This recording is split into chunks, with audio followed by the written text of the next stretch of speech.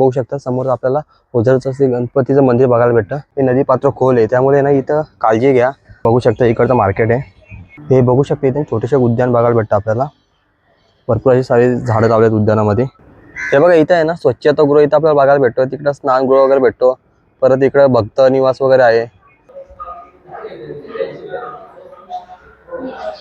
नमस्कार मंडळी, पुन्हा एकदा स्वागत आहे तुमचं आपल्याच्या नवीन व्हिडिओमध्ये ना। आज आपण आलेलं अष्टविनायकपैकी 7वं स्थान असलेलं श्री क्षेत्र ओझरला आपण आलेलं बघू शकता। समोर आपल्याला ओझरचं श्री गणपतीचं मंदिर बघायला भेटतं ना। बघू शकता परिसर वगैरे एकदम शांत एकदम परिसर आहे।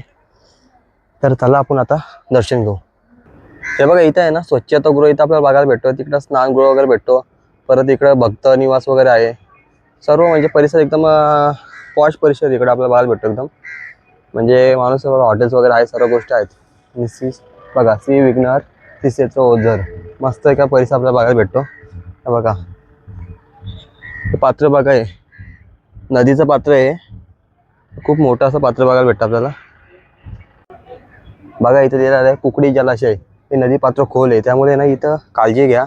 आतमध्ये जाऊन पाण्यामध्ये चाले करण्याचा प्रयत्न करू नका, त्यामुळे अशी काही हानी वगैरे होईल, कारण की हे पात्र खोल असल्यामुळे प्रॉब्लेम नको, कारण की नदी खोल आहे।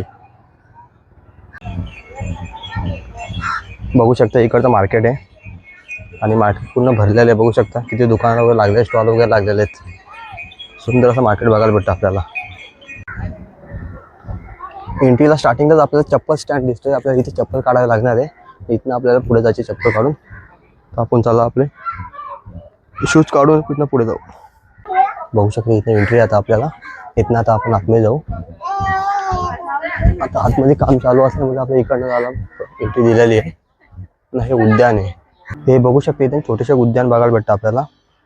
भरपूर अशी सारी झाडं लावलेत उद्यानामध्ये। हे बघा मस्त, आणि बघ गाय, बघा गाय आणि गाय तिचं वासरू, छोटंसं उद्यान इकडे।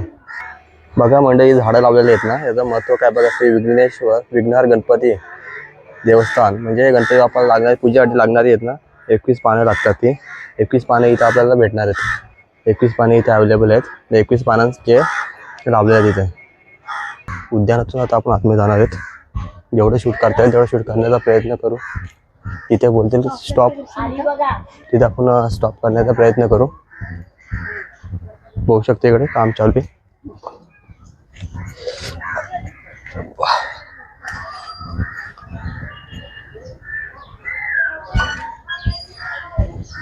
बघू शकता इथे नारळ फोडण्यासाठी कसं केलेलं आहे,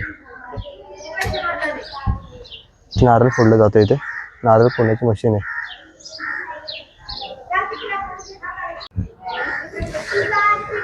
ना मंदिर बघा कसं आलं, मंदिराच्या पैसा आलेला आपण मंदिराचं बघा कसं काम केलेलं आहे। बघा सुंदर असं मंदिराचं काम केलेलं आहे। हा मंदिराचा परिसर आहे, बघू शकता। चला आपण इकडनं जाऊ आता,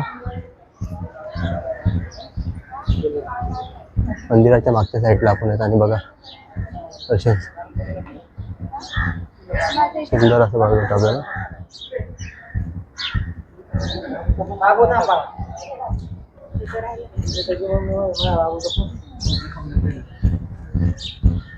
आपल्याला परत आता वरती जिना चढावं लागणार आहे,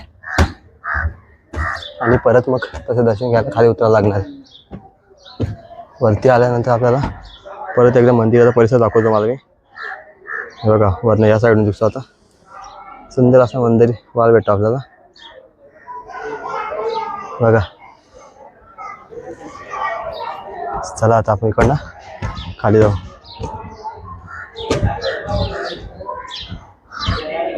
मंदिरामध्ये आपण प्रवेश करणार आहेत।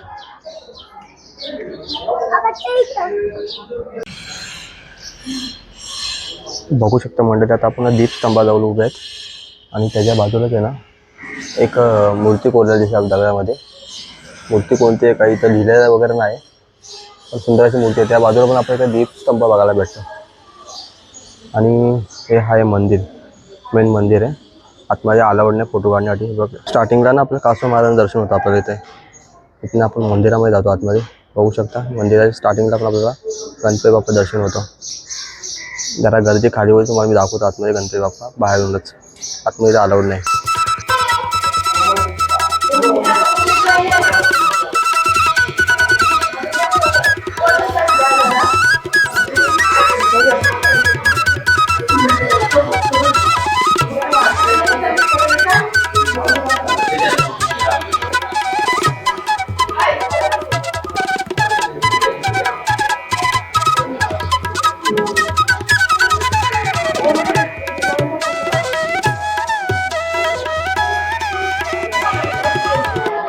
तर चला मंडळी, व्हिडिओचा शेवट हा इथंच करतो. आजची व्हिडिओ कशी वाटली कमेंट्समध्ये नक्की सांगा. तर व्हिडिओ आवडले असेल लाईक करा, शेअर करा आणि तुम्ही आपल्या चॅनल नवीन असाल तर सबस्क्राईब करा, बाजूचं बेल आयकॉनचं बटन पण दाबा.